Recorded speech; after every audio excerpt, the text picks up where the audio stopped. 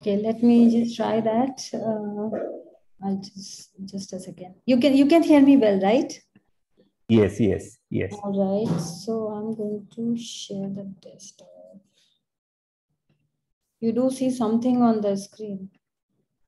Yes, we see your slides. You can start the play. Do you see the full screen now? Yes, yes. And you see the Slide change. moving. Yes. Right. Very good. Yeah. Okay. So I will start now. And hello, everyone. We had the first very basic conceptual lecture yesterday, and today we will get a little bit more into details of radio astronomy. And one thing I want to say that yesterday, when we were trying to understand the very basic concepts of radio astronomy, we had confined ourselves to mainly single dish telescope. But that is not always the case for radio astronomy. And this image actually shows us very nicely that why we cannot stick to a single dish telescope, because on the right, there is an optical image taken only with a 10 centimeter telescope, which gives a resolution of 1 arcsecond, which means you can see the features of moon in optical band. Whereas in the radio band, which is on the left, the image has been taken with a very large telescope, which had the diameter of 1/3 of kilometer.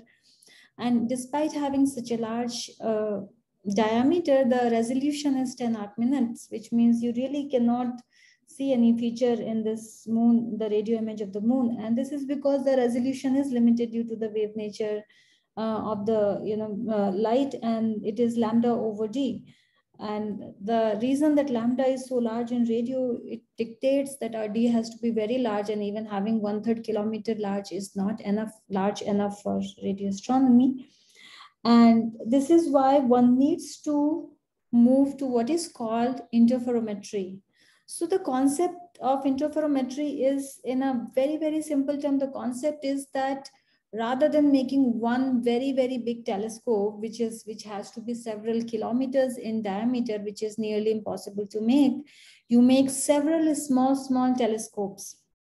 And then it is in some way, in a very simple way, it is like rather than making one big mirror, you make several small mirrors, which are, each of these mirrors are more easier to make. And then you combine the signals from them. And then in that case, what happens is the d lambda over d, the d, rather than becoming the diameter of this one single dish, the lambda over d becomes the largest separation of your interferometric array.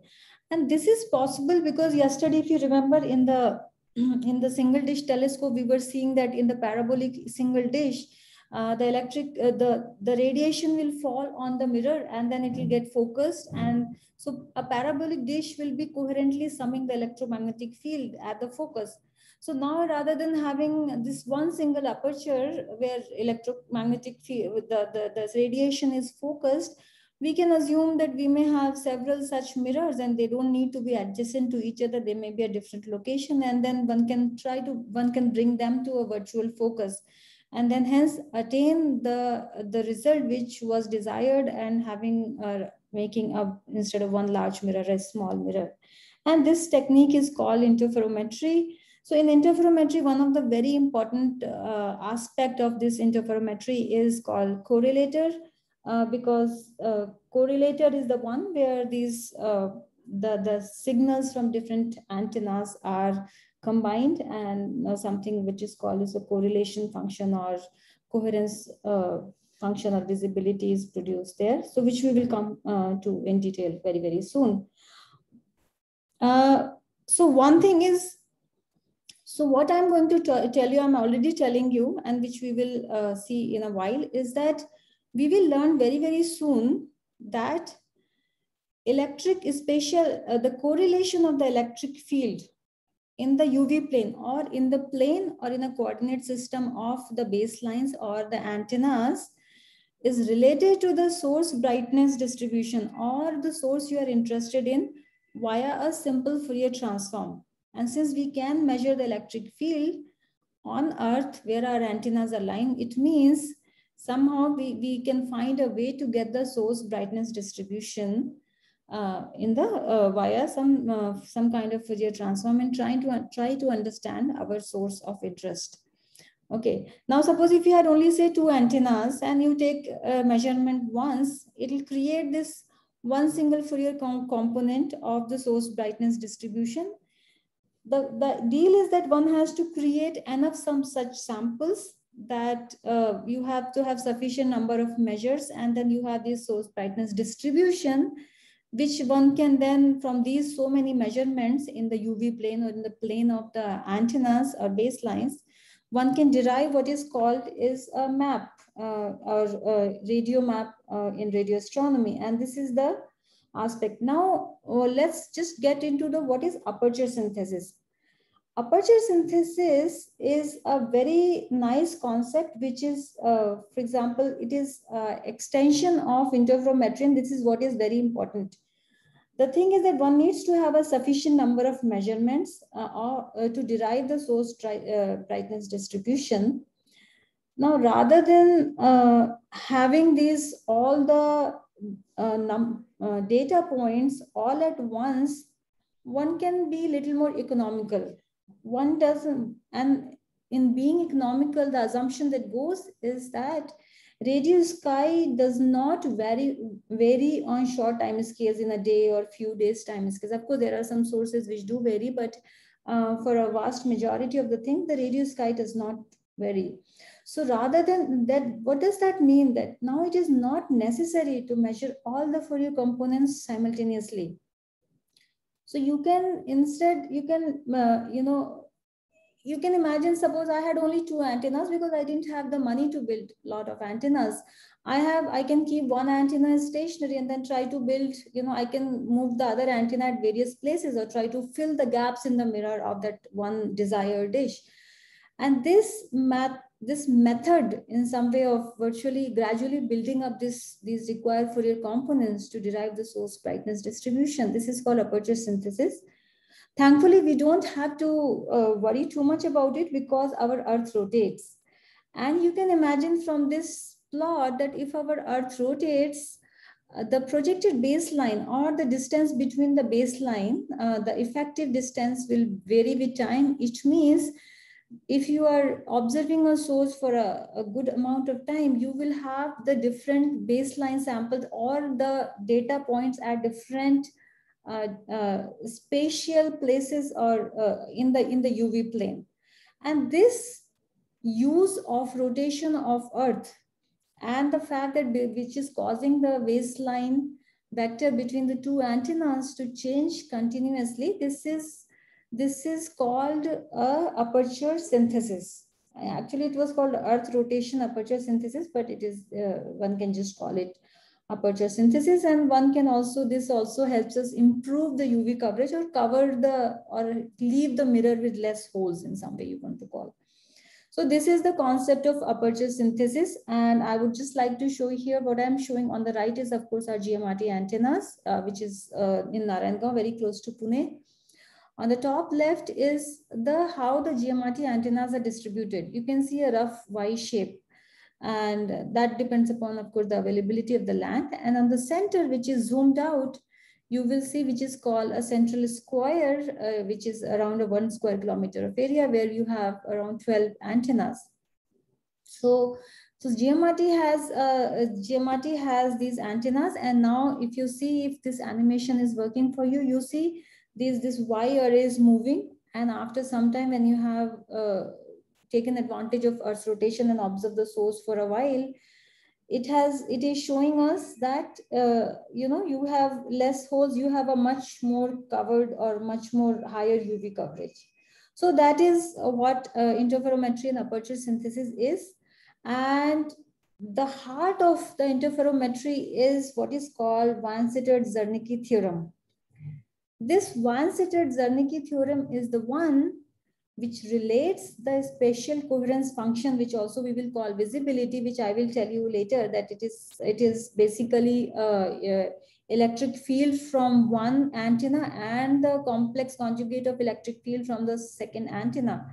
And this is this spatial coherence function or visibility is related to the source brightness, which if I call IS, S is the direction where my antennas are looking. And this theorem also, we will show you very, very soon that this theorem also shows us that this visibility and the intensity derivation, this visibility depends not on the absolute position of the antennas. It depends upon R1 minus R2. The antennas are at position R1 and R2. Means it's basically depends upon the baseline, the difference between the distance between the two antennas. And this fundamental relation between the visibility and the source intensity distribution, this is a very, very fundamental equation for interferometry, and we will just try to understand the basic concepts of this fundamental equation, which is the Vansittart-Zernike theorem. So for example, we are just taking some simple things. For example, the astrophysical phenomena occurs at a location of capital R. I am an astronomer who is sitting at R, small r, or the antenna is sitting at a small r, and the source phenomena, astrophysical phenomena is happening at r, which is causing a time variable electric field. And this electric field is reaching to us at a distance, at point r. And if I assume the monochromatic radiation and then take the Fourier coefficient, I can write that the electric field which I will receive will be the electric field which was originated, and some kind of propagation like function of this will be. Now the thing is that we take some assumption. For example, R is very, very far away, so one cannot have any structural information along the Z direction. The wave fronts which are reaching from the source are nearly plane wave fronts. And also we also assume that universe is more or less empty. What does mean? And which you may have heard enough in the current time. Then, so for example, what I'm saying, that if there is a source which I am interested in, that is the only source which is there, in the, if I draw a celestial sphere at a distance R. Which means my propagation function will become a very simple propagator, or not, well, we call it propagator, not propagation function. The propagator will have this simple kind of form. And now the spatial coherence function, or as I was defining the visibility, is electric field at antenna 1 and electric field, complex conjugate of electric field at antenna 2. This visibility from this equation comes out to be this. And again, I am not getting into the full derivation. I just want to give you very basic concepts. And this is my visibility function, and this is what I have to work with. And now if we make some simplifying assumptions, for example, the radiation from astronomical objects are not especially coherent. For example, if R1 and R2 are not like the antennas at different antennas, this summation, this will be 0 if R1 is not equal to R2. And if this R is the distance, S is the unit vector towards the direction of source, then this equation will be simplified to this equation, and this equation looks much more manageable. And this is Vansittart-Zernike theorem. Again, not in very nice workable equation, but it looks much nicer equation. It shows us very clearly that the separation vector R1 minus R2 is the one which determines the visibility, and it doesn't matter what their absolute location R1 and R2 are. So we can find out we can learn about this correlation properties if we know the distance, the difference between R1 and R2. And this vector is called, this V is called the spatial coherence function, or sometimes this is also called the autocorrelation, spatial autocorrelation function.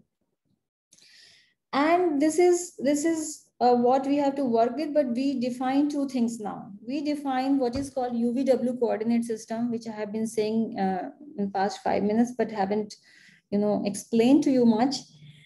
This UVW coordinate system is to define the antenna positions and the baseline the way generally it is done is that you define u in the direction of, say, east. Just one example, you can define v in the direction of west and north, and then the w could be the phase tracking center where you're in the upward direction.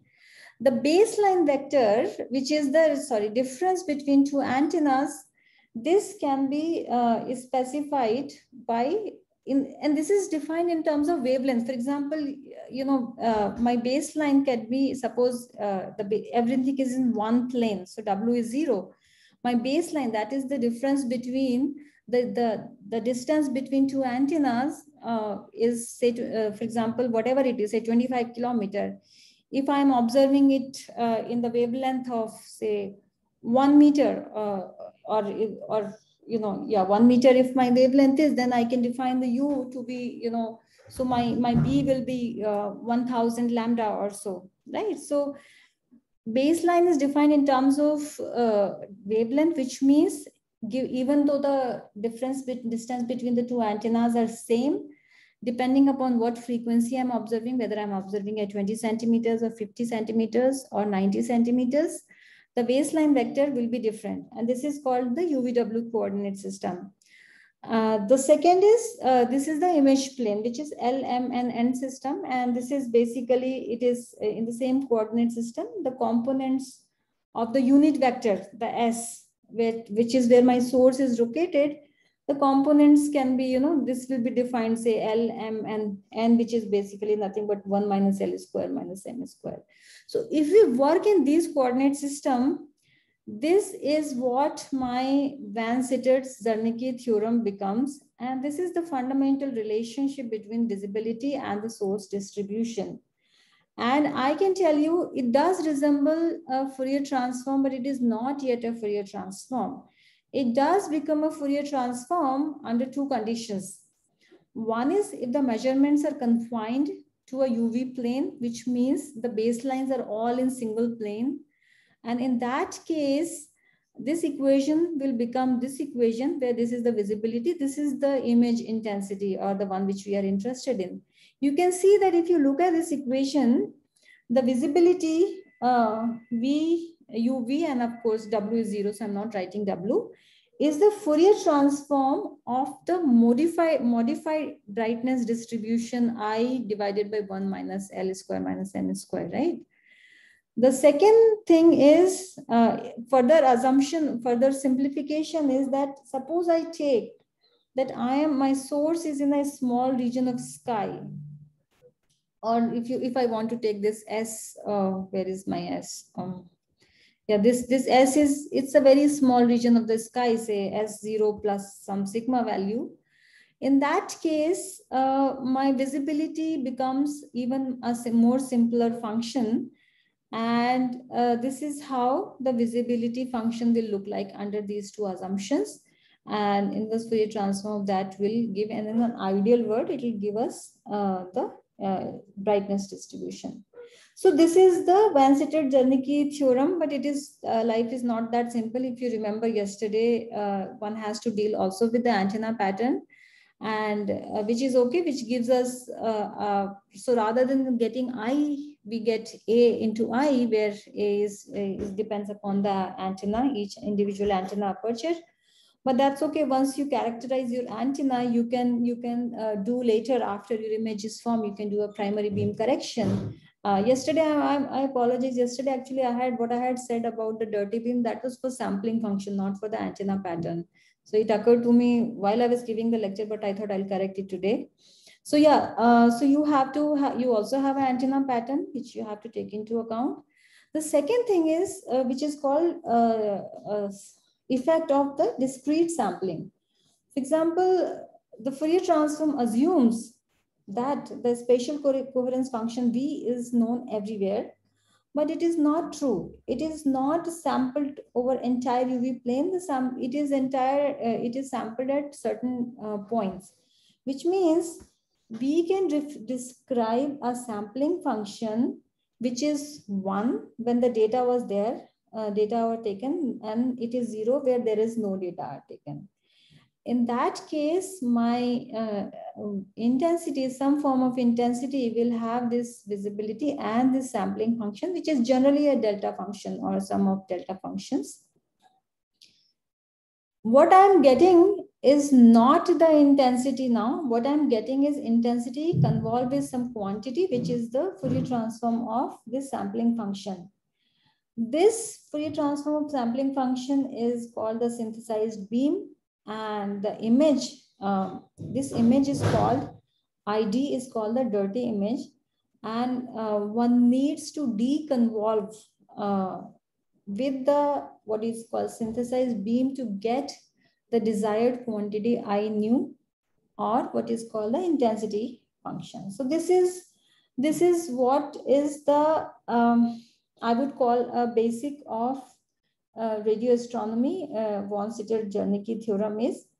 Now the thing is, this is the equation which this is the Fourier transform relation, which is telling us that if I know the mutual coherence function, then I can measure the source brightness distribution, of course, with all these caveats, and we have to take into account of those things. And what is happening is that electric field from the cosmic signal is being measured by the antenna, right? And what is doing antenna is basically measuring the antenna is basically measuring our the voltages. Okay, and now we are dealing with this. So now assume a situation. Suppose suppose my source was at a zenith, and I have two antenna system. I'm just taking the example of 2-element interferometers because eventually, even if you have 30-40 antennas, you can always decompose them into 2-element interferometer, and then take the each of these response of 2-element interferometer, you can take it and combine them. So let's just understand the 2-element interferometer.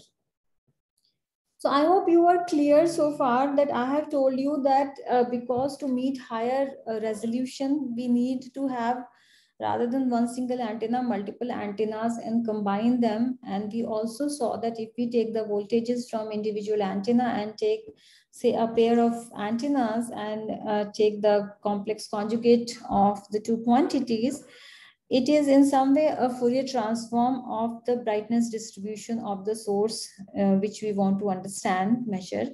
And brightness distribution is the desired quantity, and they are connected with the Fourier transform. So that's what we have done so far. But how do we derive, how do we get this visibility function or coherence function? What happens is that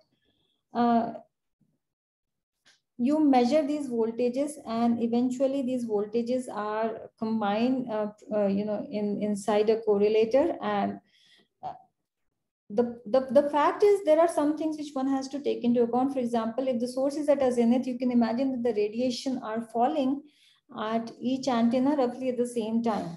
Okay, and so you just simply measure the voltages and then find the coherence function.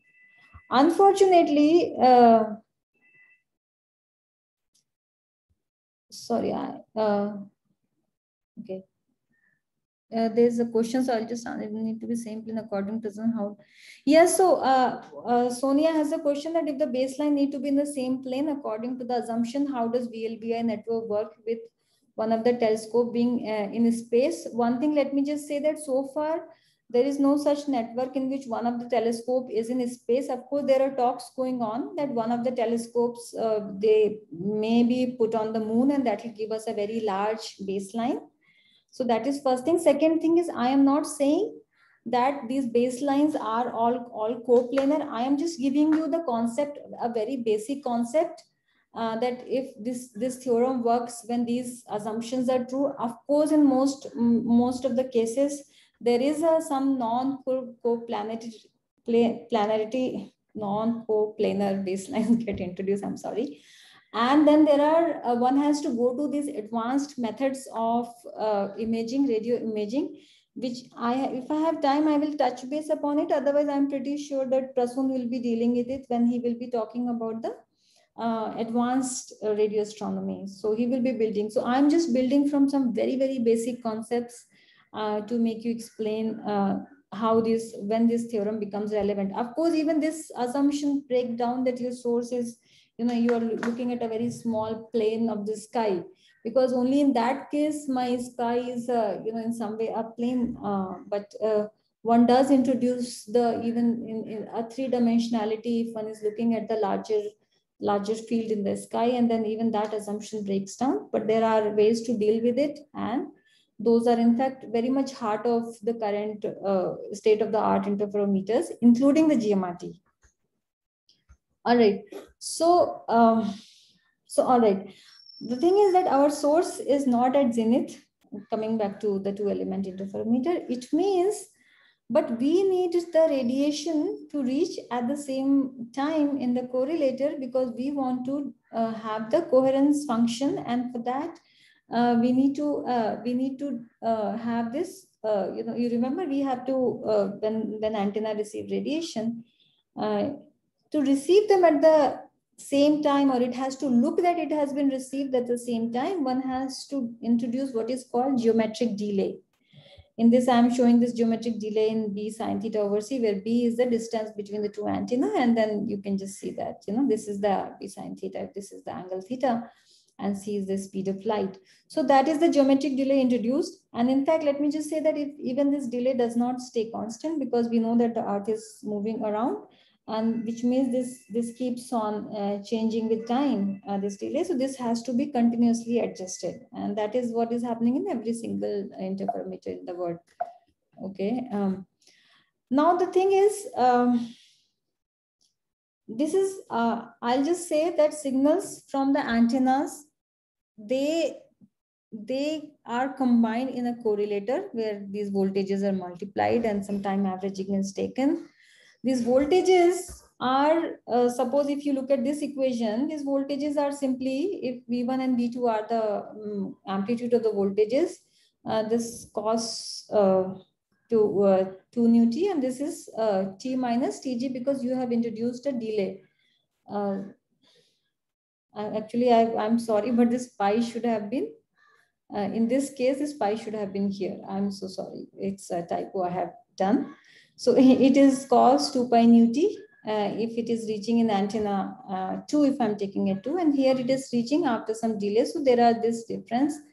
And the correlation, which is the multiplication of the voltages and some time averaging, is V1, V2 and cos 2 pi nu t, tau g, if you just do that. Here V1, V2 is my fringe amplitude, or amplitude of this correlation function, which is also a proxy for the radio brightness. And also the fact that the signal is not, is received in a bandwidth delta nu, a source element has a solid angle d omega, and antenna pattern is A. This correlation function will have this kind of dependence. But just to build the concept of the fringe and what is happening in the correlator, right now I'll just deal with this. I'll just take the voltage at the antenna 1 and 2 are simply cos 2 pi nu t and cos 2 pi nu t minus tau g. Okay, I'm just want to make you understand this concept, which is very important. So if I take the correlation, this V1, V2 average over some time capital T, which is, this is the averaging time, which is larger than 1 over nu time, then this correlation function is simply becomes a cos 2 pi nu tau g. Okay, if you just do this little math, you will realize that this is the correlation function. And now this is very interesting, because you can see that this, and this output is, this is also called what is called fringe. You can see that this varies in quasi sinusoidal form, right? And this tau g will keep changing with time, because the delay time is changing because of the Earth rotation. If you're doing the source from rise and set, this is changing. The property of the fringe from here, you can see, is that this fringe is maximum when the source is at zenith, and this fringe with instantaneous frequency of this fringe is minimum when source is either rising or setting. It means that it is telling us, this fringe is telling us information about when the source is in the zenith. For example, if I knew the coordinates of the source, right ascension and declination, I hope you understand that coordinate system. If not, just go back to any of the textbook on coordinate system and try to understand that.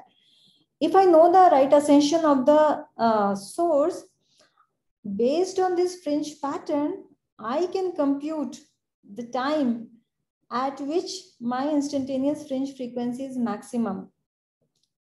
Or suppose it is not maximum, I know that my right ascension may be slightly wrong, and I may actually get the correct right ascension by looking at the difference and measuring the difference.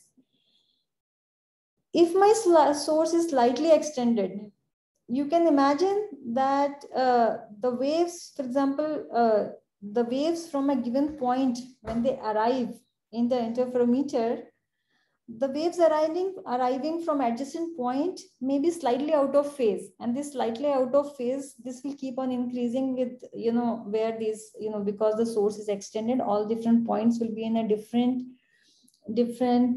phase, and hence it means you can imagine the more extended the source is, the fringe amplitude is lower because they are not arriving in perfectly in phase. I hope I'm able to explain this. I'm just finding it a little difficult to put it in a very simple terms. But what I'm saying is that if based on how the fringe pattern is, then we can say that my source is resolved out or extended. So another thing is, suppose my source size is smaller compared to the fringe spacing, then such source will appear to me as point source. Right, so which means by receiving from this correlation function or fringe, I can get information about the source position and the source size. That is what this is a very important information which is needed in radio astronomy. And so a point source, for example, here I am just showing you that when your fringe, based on the fringe pattern, if your source size is smaller than the fringe spacing, one can see that the source is a point source, and that defines the resolution element of this interferometer. And that resolution element is lambda over b, where b is the baseline or distance between the two antennas, which is what I have been saying all along. Okay.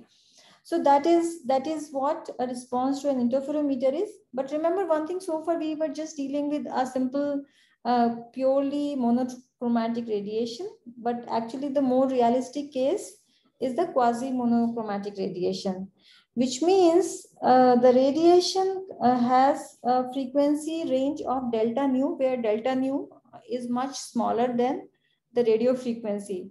Of course, this is not always the case. In fact, you will see in the current GMRT, the delta nu is roughly of the order of the frequency itself. And that if you just do not take care of this wideband frequency, one will introduce bandwidth smearing. So there are ways to deal with it. And I know that Prasoon will be talking about those bandwidth smearing or those concepts. But right now, to understand the basic concepts, I am just restricting myself to a very nice ideal case where delta nu is much smaller than nu. What is happening that if I take my correlation function, basically this cos 2 pi nu tau g, and if I am having this frequency width of delta nu, what is happening is that I am getting, in addition to this cos function, what is I'm getting a sinc function, right? I am getting a sinc function. It means in the system that we are considering, the fringes are modulated by a sinc function envelope.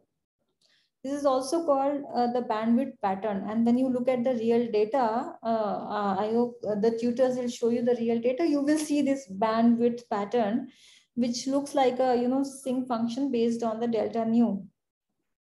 And so this is the effect of finite bandwidth introducing this sinc function. And you can see that since this sinc function increases quite rapidly with increase in delta nu, and if delta nu is beyond an acceptable limit, then it will create it will cause problem in the coherence, which is the very, very heart of the interferometry. And so one has to take that into account. So range of this tau g for which fringe amplitude stays within 1%, if we just do this simple mathematics, this is the limit it comes that delta nu tau g should be less than 0.078 for us to not worry about the effect of the finite bandwidth. Okay, so that is, but of course this is not true currently, and there are many other important things are happening because that wideband also gives us sensitivity. Now, having said that, let me just go back to our source. For example, if my source is in a very small region, which is so that I can write S is equal to S0, where S0 is the direction toward the phase tracking center. And this sigma is a very small region. In that case, my correlation function, you remember this correlation function. I'm again, ignoring other parameters. If I take, it is simply the real part of my from the Vansittart-Zernike theorem. This is the real part of intensity into exponential minus 2 pi s into b. Now s is S0 plus sigma, and if you do that, what I can write this correlation function as visible this v and cos 2 pi nu tau g plus phi b. Phi b is the, you can say, the phase. So information of, and here v into exponential minus I phi, this phase and this amplitude, this is contained in this complex quantity which is called visibility. And then there is this extra term. This extra term mainly contains information about the source rise and set. And in fact, right now, I'm not really that worried about this term to explain to you. But this term is the one which tells me that I have to continue to adjust the delay correction because my source's Earth is moving. And so this is the visibility, which is the most important thing right now, which is containing the source information. And as I said, this changes with time, so one has to continue to correct for this delay. And this is called in radio astronomy what is called delay tracking, and all sources does this delay tracking. But if you go into in practice, you remember our radio frequency signals were mixed with these local oscillators in the mixer, and which had changed the actual frequency, and the frequency was what it was called the baseband frequency. So if you take this, if you look at this equation, these three equations, my correlation function in practice is not just simple cos 2 pi nu t into cos 2 pi nu minus tau g. It has all of these factors into account, basically the LO frequency, baseband frequency. And also you can see that there is an extra term here, which is phi f. This extra term is there, and one doesn't have to, it is not sufficient to have the delay tracking, keep on changing the delay. One has to also needs to introduce a time varying phase, this correction. And this correction is called fringe stopping. And this correction arises because, remember, because we have done delay tracking not at the radio frequency, but at the baseband frequency, which was put it in the mixer. And that is what is giving rise to this fringe stopping. Now, one thing I want to say is here, it is a correlator in which these fringes are actually formed. But what we have seen is one issue which one can see is that Vansittart-Zernike theorem deals with a complex visibility, right? This V is exponential minus I phi. But what we are measuring is the V cos minus phi B. Okay. If only we could measure V minus sin phi B, we could have reconstructed the full complex visibility. And this is precisely done in the interferometers. Concept-wise, one has two multipliers instead of the one in the correlator. The second multiplier is fed the same input. If you see here, the same input, but there is a phase difference of pi by 2. This phase difference of pi by 2 is introduced in each signal path. And this phase difference, it means the output of the this multiplier becomes visibility sine minus phi, and now the sine, cos and sine, it gives us the complex visibility, and this kind of two such arrangement of two multipliers are called the complex correlator. So this is the concept of complex correlators. I probably will not go more in details of the correlator because correlator is a very important aspect of radio astronomy, and there are FX correlator, there are lag correlators, but we will just try to understand that correlator is the place where this is happening, and we will try to understand further what is more important. And now it comes to the dealing with real data. So let's just see what we have learned. We have so far seen that Vansittart-Zernike theorem gives us a way to describe the source intensity. The antennas, multiple antennas in an interferometer, the voltages are collected, there is a coherence function is formed, or visibilities are formed. You can imagine that since it is such a strong function of the baseline, the array configuration has a major influence on this aspect. Okay, it is very important to what kind of array configuration we have. For example, for GMRT, we have a configuration where we have, I just now showed you that we have a cluster of antennas within a small region, and then we have some antennas, 18 antennas, which are spread in 25-kilometer area. Whereas in VLA, they have these train tracks where these antennas are in the Y shape, and that so this gives us the flexibility in UV plane. And now that you have multiple antenna systems, something which becomes very important is antenna spacings and UVW components.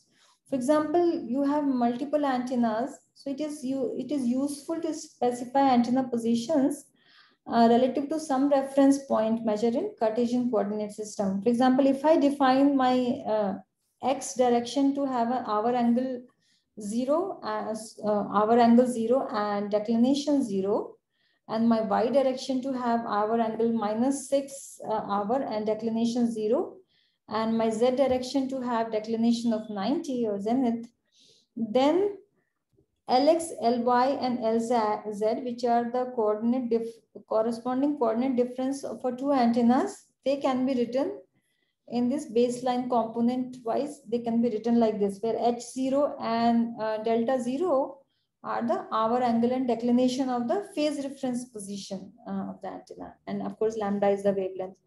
Now the interesting aspect is that if you eliminate H0 from here and you solve this equation, this is the formula you get. It means, and as the interferometer observes a point in the sky, the rotation of Earth causes the U and V component, according to this equation, of the baseline to trace an elliptical focus.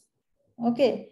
And this ellipse is simply projected on your UV plane. And in fact, you can see here, this is how the UV plane are.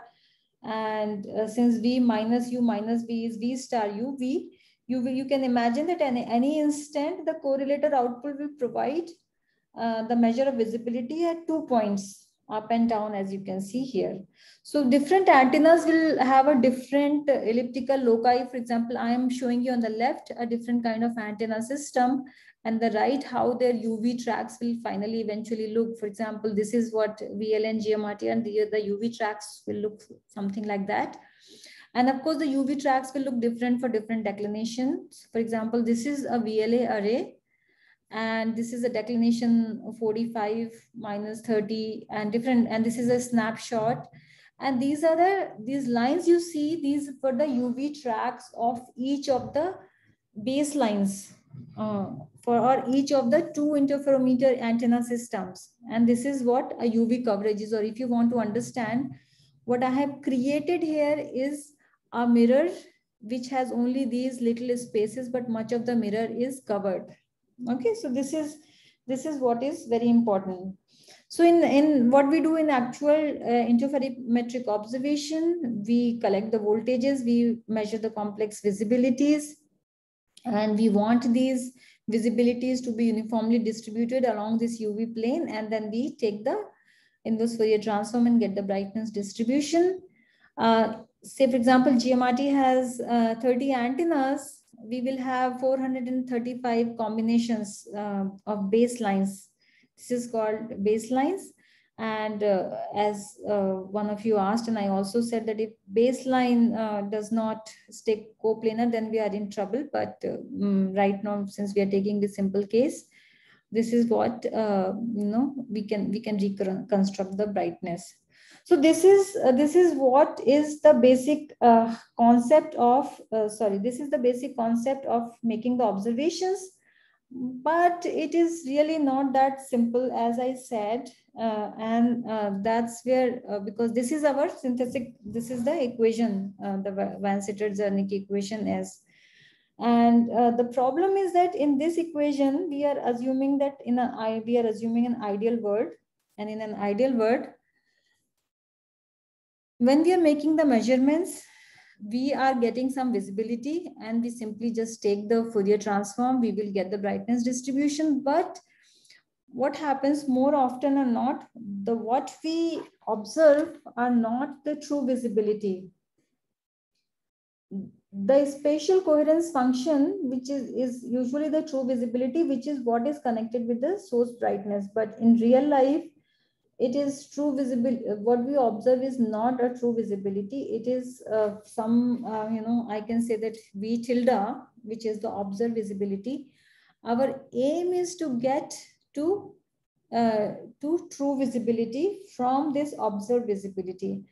And the process of getting from observed visibility to the true visibility is the heart of radio data analysis or creating radio images, because in this process, we have to get rid of the bad data, which is called editing or flagging, and we have to calibrate the data, or in some way, what I'm saying is calibrate the data means finding the true gains of the data, where GIT, capital GIT, is the baseline base complex gain, which is the gain for each baseline component, which eventually I will show you that actually one can deal with the antenna gains also. But let's just stick to this equation, baseline based gains. The ratio of, if you forget these other offset factors, complex offset and stochastic noise factors, this gain can be obtained by taking the ratio. And this ratio, there is one very important assumption is that this gain ratio remains the same for an unknown source which we are interested in versus a known source which we call a calibrator, and we can apply this, we can find this gain for a calibrator and apply that gain to the source of interest, and that process is called a calibration process in radio astronomy. So that is so basically I've written a lot here, so I think this is what I've already said, that you remove all the unwanted effects, you remove the variation of antenna gains with time, we remove any unwanted correction, we remove any bad data, we remove any ionospheric problems which are there in the data. There are scintillations in the data which, well, it's not possible to remove, but we remove the radio frequency interference which are being caused by cell phones and television stations. We take care of the antenna tracking inaccuracies, malfunctioning receivers, anything which is wrong with the electronic system, we take care of that. We remove something which cannot be utilized, the data which are not, we cannot fix it, we remove that data. The data which can be fixed, we fix it, and then we calibrate our data. And this is the heart of calibration and methods. So there are 3 calibration methods, and after this I will stop and I will take it tomorrow from this onwards. See, one is, what is direct calibration is actually not a calibration. It's like you know your instrument, you understand your instrument. For example, the tolerance of the modern interferometric array, they should meet the specifications, and so that we have a faith in our system. For example, VLA is designed to have amplitude stability better than 1 degree, phase stability within 1 degree. And once we know that the stability is much beyond that, we know that there are some stabilities and there is something wrong with our system, and we can deal with our system even before the calibration stage. The most common form of calibration is finding the calibrating sources in the sky. See, there are few things. One thing is we will see very, very soon when we talk about the closure phase and amplitude closures, that interferometer, and we have already have a hint because we saw that visibility depends upon R1 minus R2 and not on the exact position. We do not have absolute phase reference. We measure phase differences. So we wish to reference the visibility phases to phase tracking center, and for that we need to have a calibrator because to determine these phase offsets, we need to have a calibrator for which we have a very well-defined phase and gain solutions are known for that calibrators. And these calibrators are well-known calibrators, and one needs to make observations with those calibrators.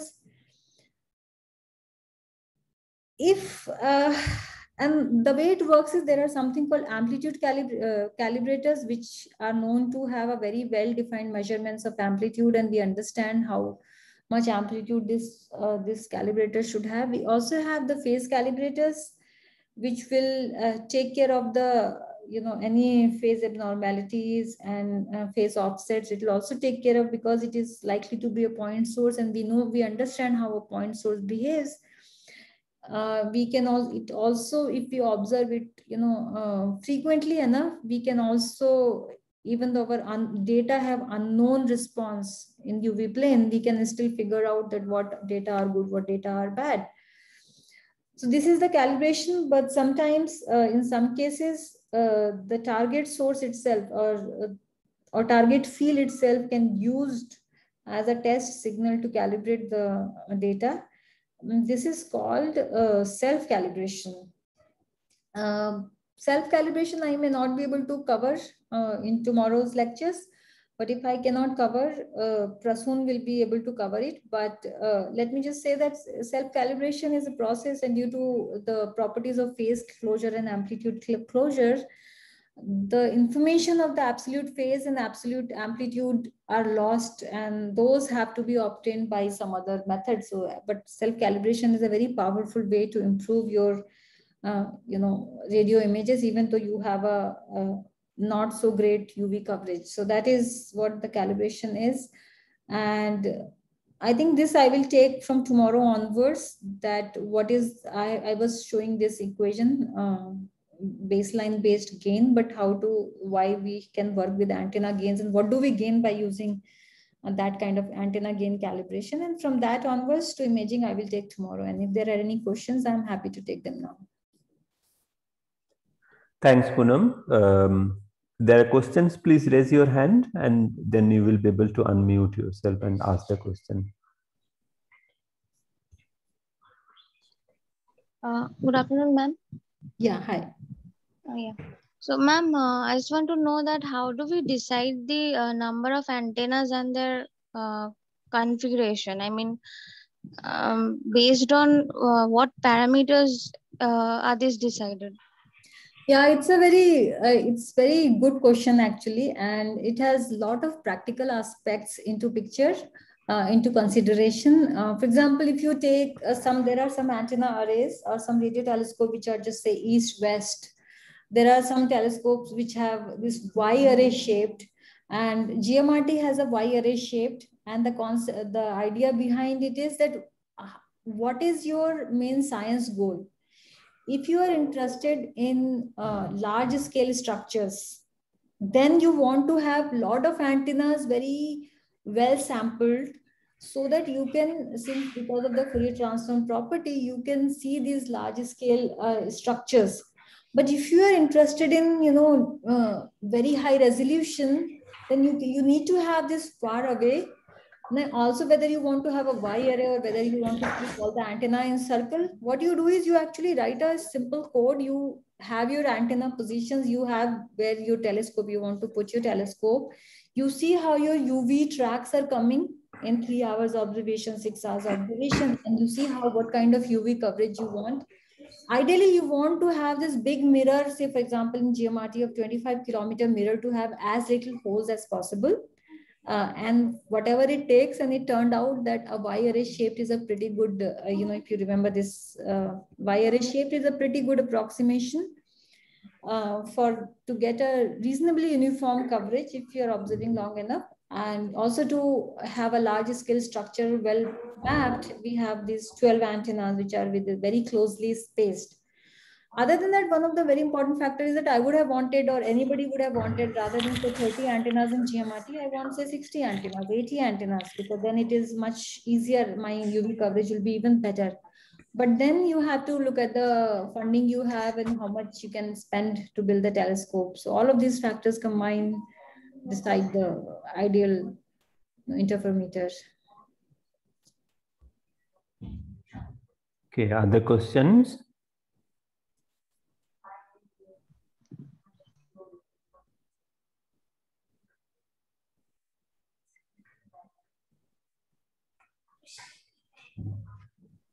I don't see any other raised hand.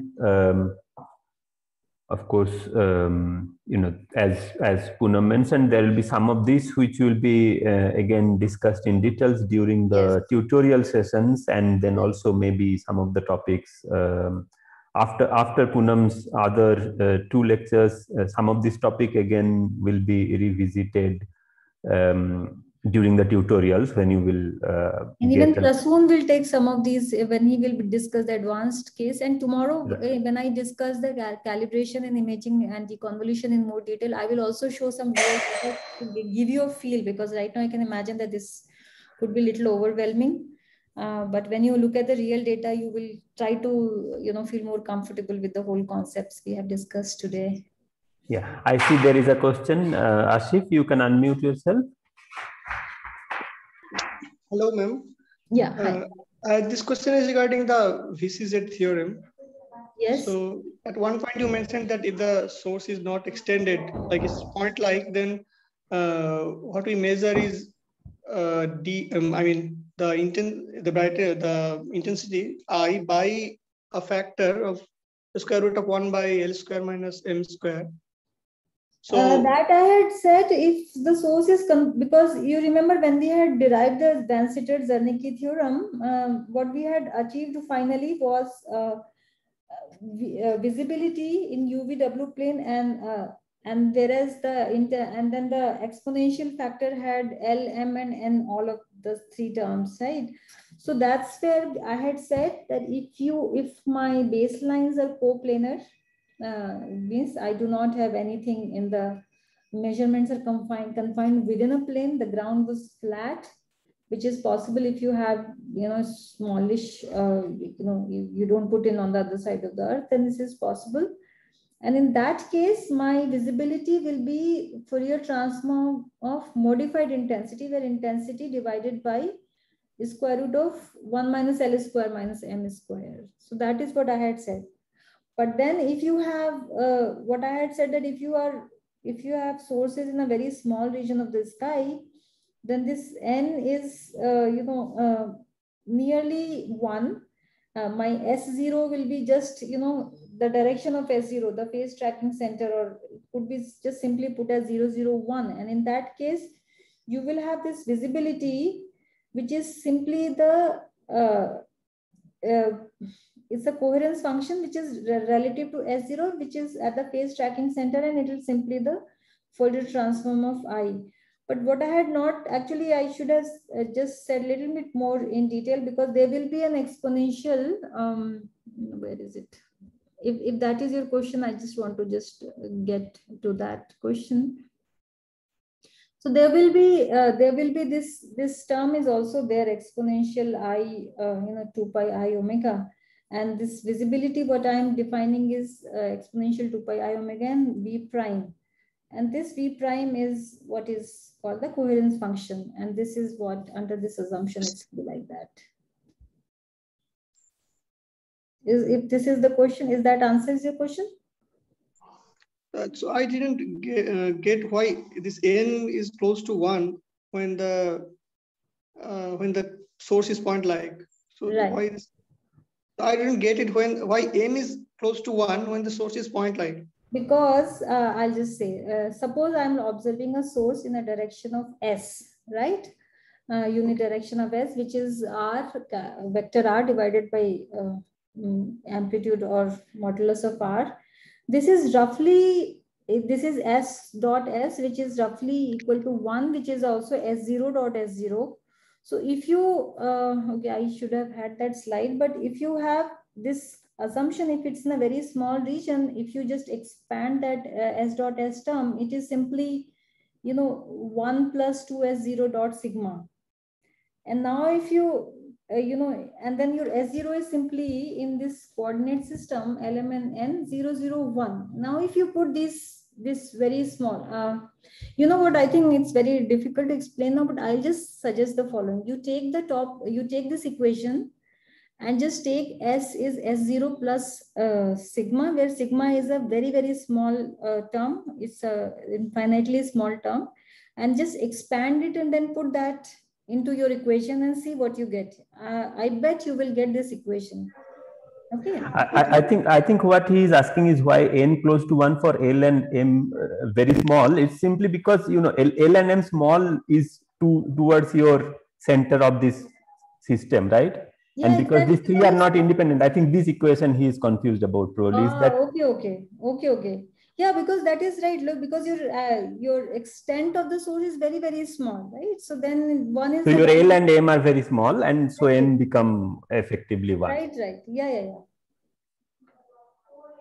Is that what you are confused about, Asif?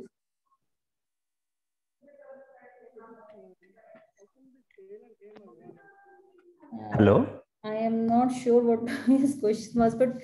Yeah, I don't hear what he said actually. No, how come this L and M becomes small? I don't get it. Because your source is very, very small, confined in a very small region. So that is only the direction cosines. L and M are direction cosines. So when you are considering a small source. Yeah, so I think the confusion is as if it is not that it's only a point source or a small source. It is also at the direction you are looking at. Exactly. Yeah. So L and M is 0 at the direction your telescopes are pointing to, and you are allowing it to go. The field of view of the telescope is small enough that L and M cannot grow very large. So say they are 0.01 or something. So which means it's like a delta function I am considering. Not exactly delta function. No, there is some extent, but very small. Yeah. Okay, thank you. Sure. Okay, so since there is no other question, maybe we can wrap it up here, this session, and then of course Poonam will be available again for the talk tomorrow, tomorrow morning. And in the meantime, if there are other questions and point of discussion, we can continue on Slack, of course. Okay. So with that, let's end the morning session, the first session, and please come back for the afternoon session at 2:30 for the fourth talk by Tirth, and then the tutorial session. Also remember, there is a special lecture today starting from 4:30. So please be there for that talk also. Okay, thank you everyone. Thanks, bye.